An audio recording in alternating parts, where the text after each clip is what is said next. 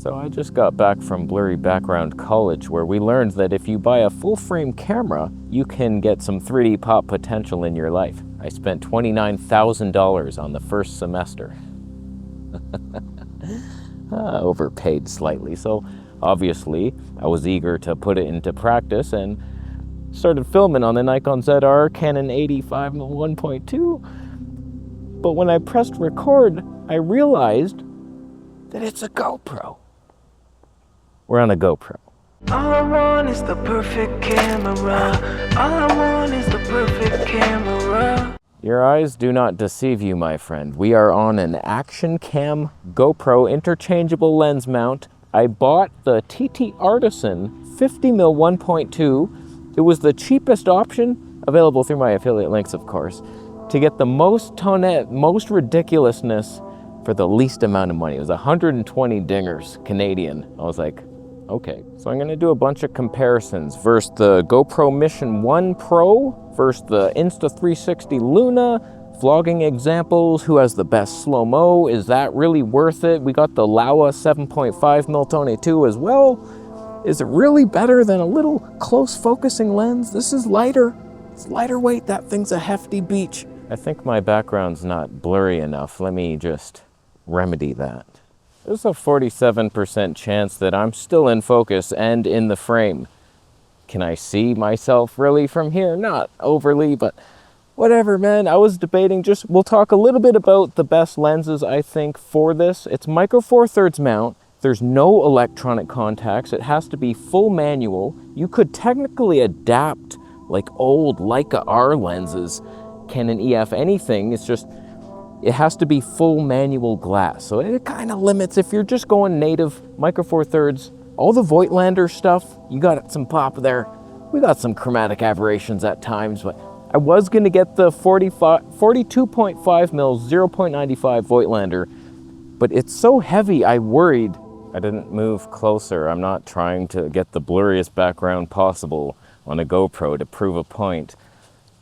The fact is, you can have some fun B-roll. The combination of the Mission 1 Pro for vlogging and then that in your pocket, literally. I could put that in my pocket with that lens, kind of. It'd be a hefty chunk of a pocket, but you get the ultimate, all-encompassing 960 frames per second B-roll.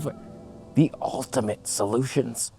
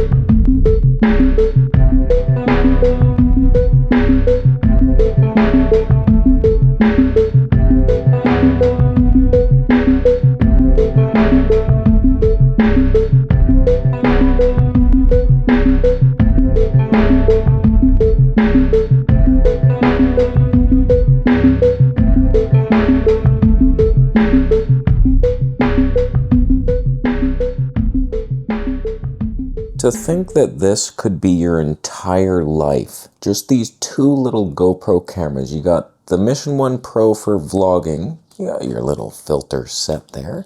Come on now, close-up filter, you're in focus, you got your 3D pop. Then this is like in your pocket, maybe, for B-roll with the TTArtisan 50mm 1.2. Are you joking? Are you joking right now? So you just pull that out, oh, I'll just get some 960 frames per second slow-mo. It's like these tiny little, you could go 100% GoPro. If you wanted a better, more cinematic vlog, you bring in the Laowa, the little Laowa for the vlogs. So as you can see, You're not as wide anymore on your Super Laowa. There's some, I've seen some 6mm, there's some like 4mm fisheye stuff. You could get ultra wide. It's kind of wide enough. Something I've noticed with the Laowa 7.5mm, it's a fun lens. I used to have it for the Panasonic days. It had some warpy corners, but they fixed that eventually, Panasonic. This, it's almost too much background blur. Don't you feel that? It's like, oh, I don't know, man. Like, I'm trying to hold it out there. I could be in focus. I think I am. Versus Mission 1 Pro with the close focus lens, it feels just like funner and wider, and you're definitely in focus, but it's fake and it wobbles a bit because it's smeared edges. It's not real ton, but come on, it's good enough. I don't know, man. The stabe's good. Stabe's real good on it. And even on the 50mm, it's like quite stable. I'll show you later. And by later, he means right now, of course. So I just want to show you that as you're panning around, it's just digital stabe on, not even on high. It works really well. There's no like jerky movements. It's very smooth. I was surprised. And I try to do like some movement like fast over here. Yeah, I know not a damn thing is in focus. I see that. I don't know what I focused on. Hey, look, a heron in the back. But it's very smooth. I wonder, like 500mm. But if you're debating, like, I don't know, should I just stick with the Mission 1 Pro or the interchangeable lens ones? I could have any lens.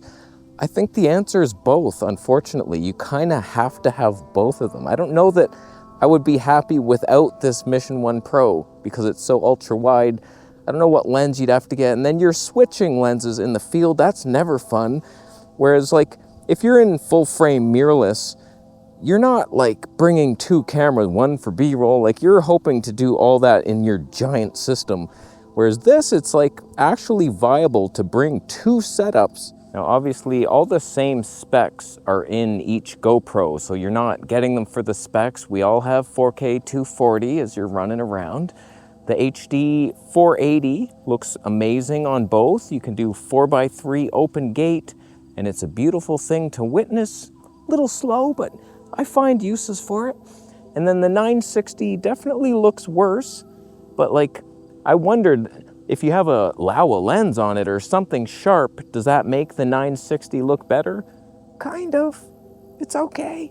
Does one have more dynamic range?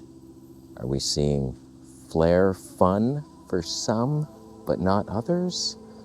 Laowa has some pretty cool flares usually, the rainbow thing. I don't know if that's showing up right now, but that's fun times. This looks a little smeared, that filter. Oh God, I suck at my job. Oh, I suck at this. Are you as good as the Insta? Wait, no, not yet. See, what I love about action cams, you just throw this in and you're solid for a while. Now, where's that thing I brought to prove a point? Oh, this is where my Insta360 is, by the way, in this water bottle container. But I also have a tripod, and we're about to get a little more wide. So not only did we extend our tripod out, now we're further away, much wider, but we also stopped down the Tonys, something you can't even control here. So it's like, okay, now everything's in focus, you're having fun, people live by the beach. Don't pay attention to that stabe, and your life is good. For this, you could get a glimmer glass, like we're just basic right now, ND filters, all that stuff. Let's see if you're even as good as the Luna Ultra.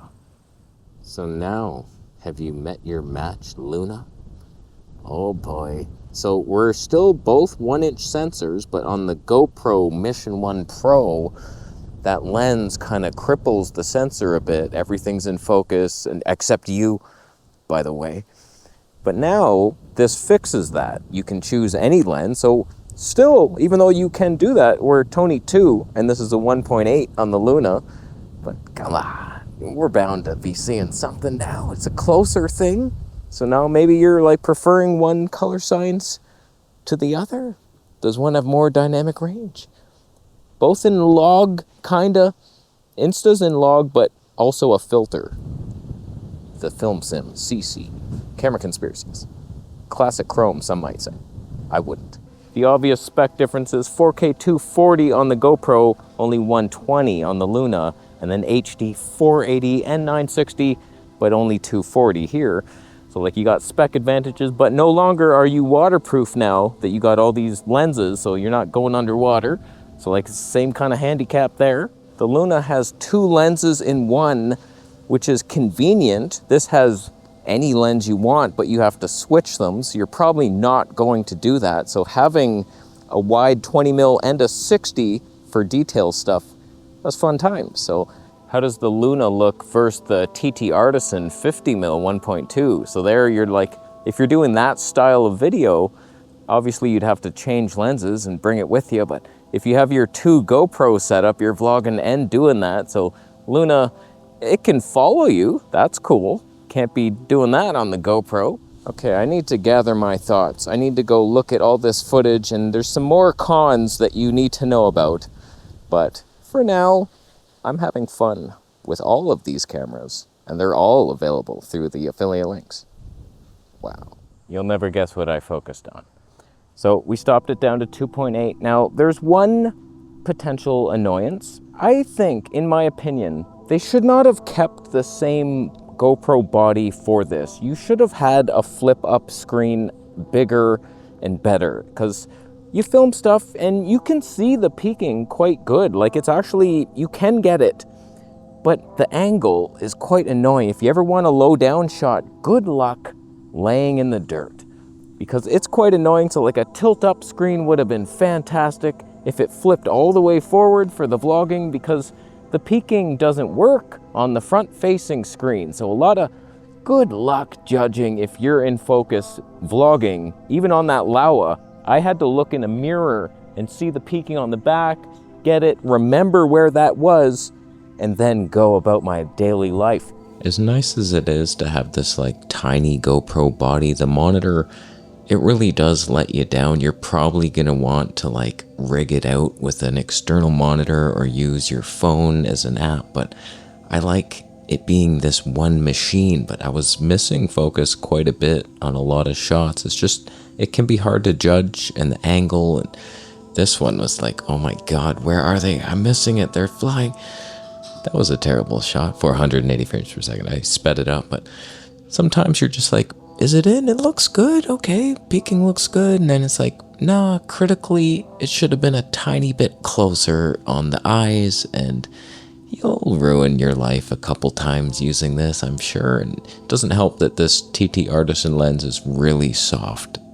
It's really soft, wide open, but it's that dreamy softness, and it looks good enough for the human face. It's just, you're gonna want to stop it down. Most of this review is wide open like a noob.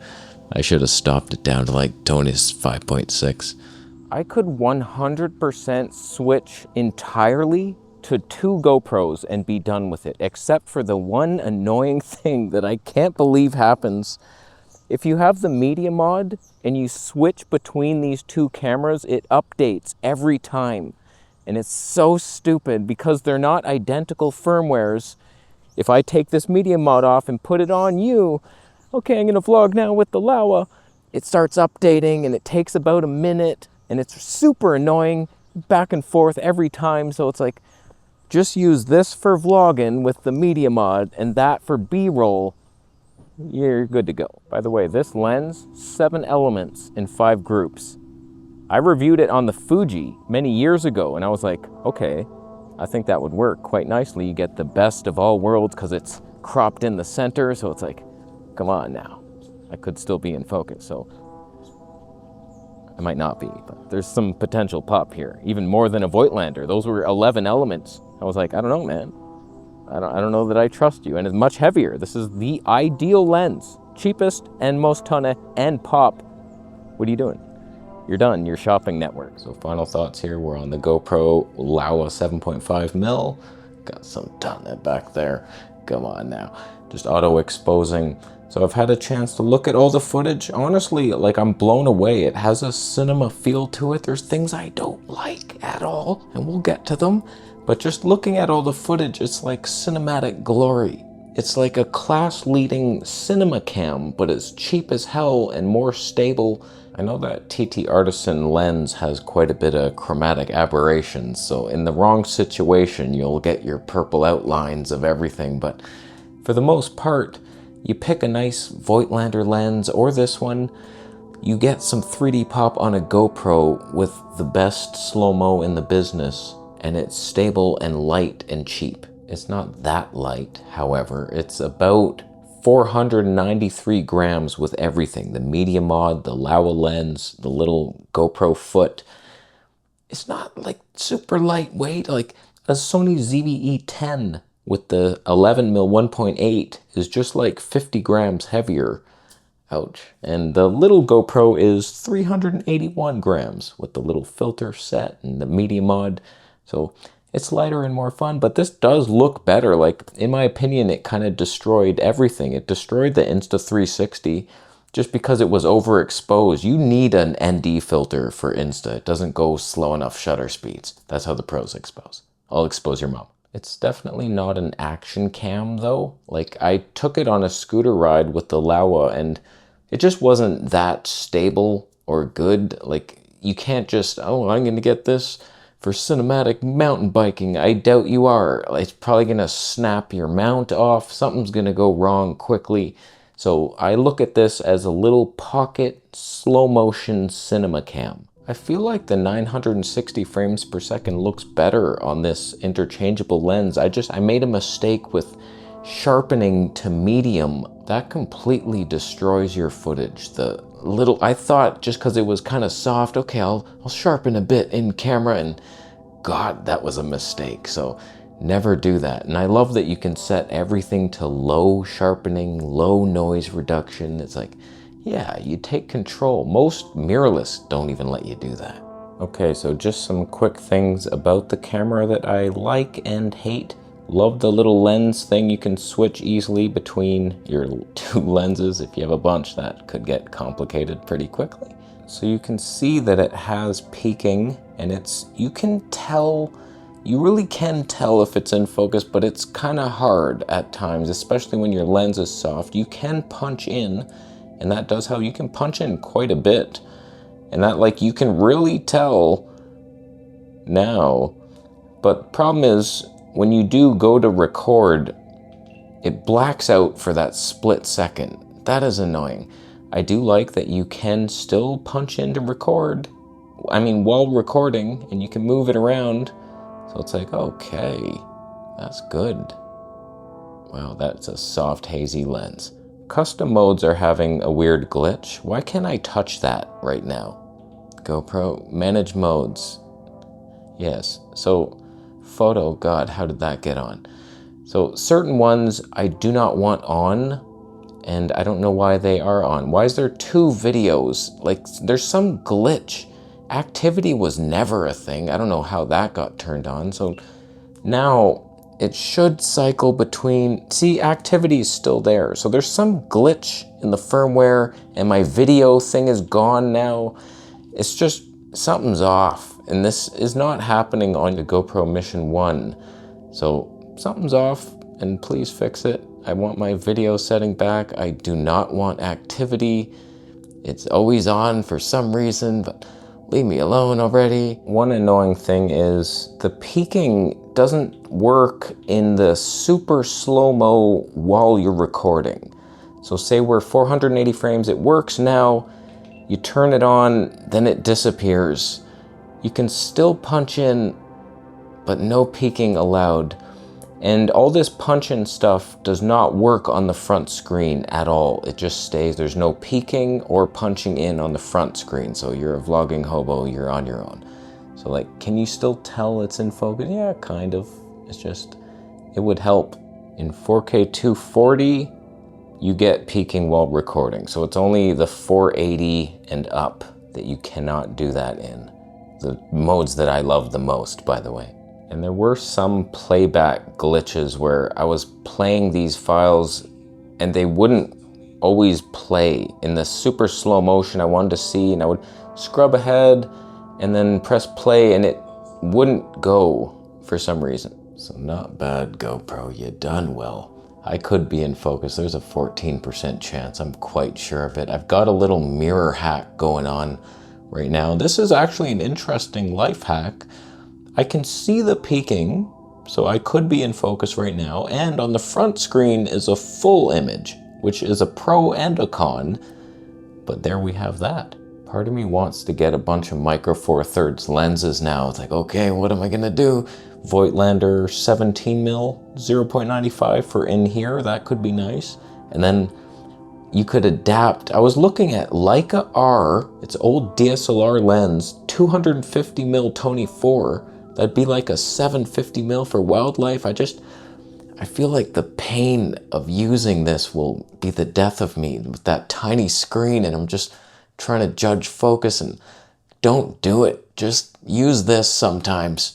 But it's a cinema feel, total cinema cam here. Tiny, best in the business.